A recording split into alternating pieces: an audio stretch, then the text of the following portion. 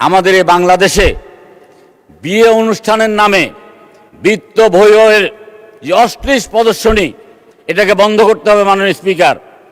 7 দিন 8 দিন 10 দিন 1 মাস আগে থেকে ক্যারিওগ্রাফার দিয়ে নৃত্য করে আপনার এই গায়ে হলুদ অনুষ্ঠানে, এটা ধর্মের সাথে সাংঘর্ষিক। মাননীয় স্পিকার, এটাকে বন্ধ করতে হবে।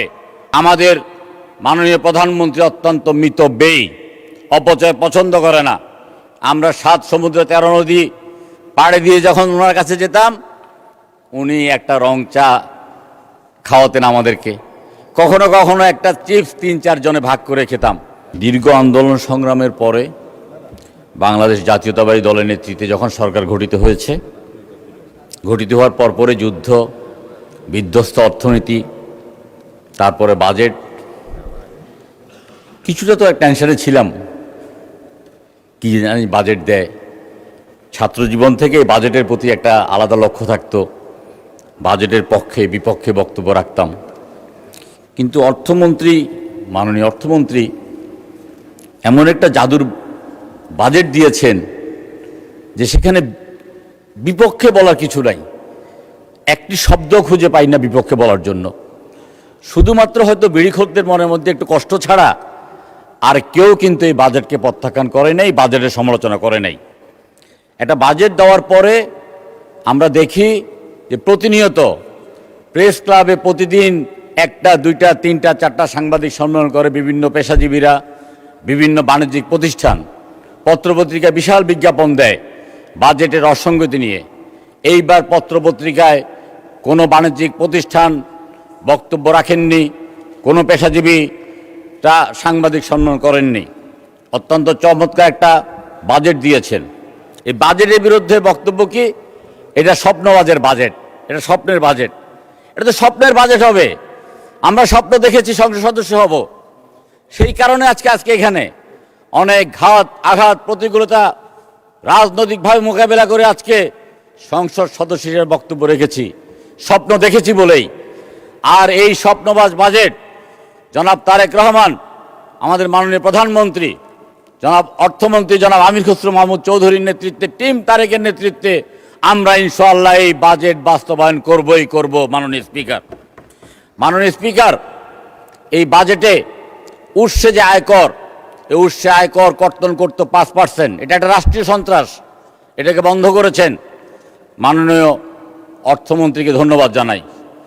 মাননীয় স্পিকার, শুধুমাত্র যদি বিগত সরকার কোনো একটি প্রকল্প যথাসময় শুরু করে নাই, যথাসময় শেষ করে নাই, প্রতিটি প্রকল্পে 5-10 গুণ পর্যন্ত অর্থ বৃদ্ধি করেছে, 5 বার 10 বার পর্যন্ত সময় বৃদ্ধি করেছে।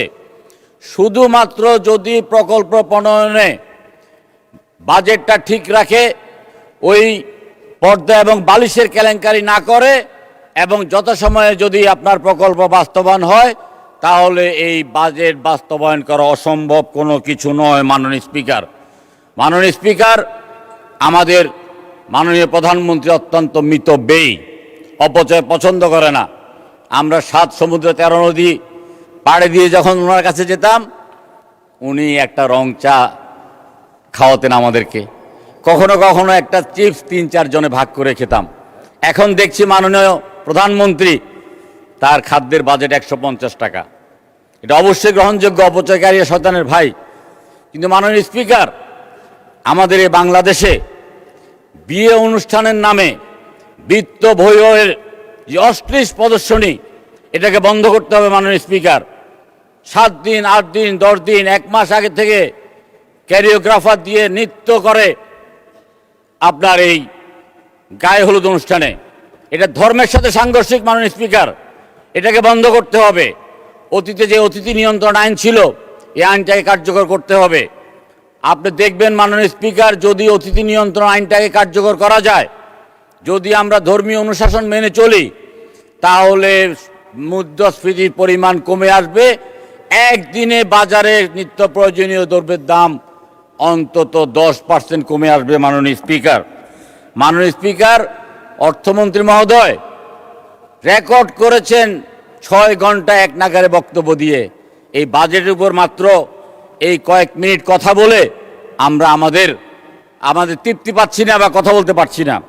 এই যে লোকসানি প্রতিষ্ঠানগুলো আর না টেনে লোকসানি প্রতিষ্ঠানগুলো পিপিপির ভিত্তিতে অথবা অন্য যে কোনোভাবে হোক, সেটা সরকার যদি সেখান থেকে দায় মুক্ত হয়, সেটা আমাদের জাতির জন্য অত্যন্ত একটা ইতিবাচক দিক হবে। মাননীয় স্পিকার, আজকে মাদকে সারা দেশ ছেড়ে গেছে। যখনই আমরা পুলিশের কথা বলি তখনই কিন্তু পুলিশ বলে যে তাদের গাড়ি নাই, তাদের কোনো যাতায়াতের ব্যবস্থা নাই। স্বরাষ্ট্র মন্ত্রণালয়ের বাজেটটাকে আরেকটু বৃদ্ধি করতে হবে। বৃদ্ধি করার প্রেক্ষিতে আমরা একটা মাদক মুক্ত সমাজ আমরা করতে চাই। মাননীয় স্পিকার, অর্থমন্ত্রী মহোদয়কে ধন্যবাদ জানাই। তিনি বন্দরের যে বেসরকারি টার্মিনাল অপারেটর বিষয়ক একটি নীতিমালা প্রণয়নের কথা বলেছেন। আমাদের একটা নীতিমালার প্রয়োজন। আমরা একটি নীতিমালা করব এবং বিদেশি যে বিনিয়োগ, এই বিনিয়োগের প্রশ্নে আমাদের নীতিমালা থাকবে সবার আগে বাংলাদেশ। মাননীয় স্পিকার, আপনাকে আরেকটি বিষয় বলি। মাননীয় স্পিকার, এই বিষয় নিয়ে আলোচনা হয়েছে। ঠিকাদাররা সব পালিয়ে গেছে, আমাদের উন্নয়নের কাজ স্থবির হয়ে গেছে। ইপিজি নামক অভিশাপ থেকে আমাদেরকে মুক্ত করতে হবে।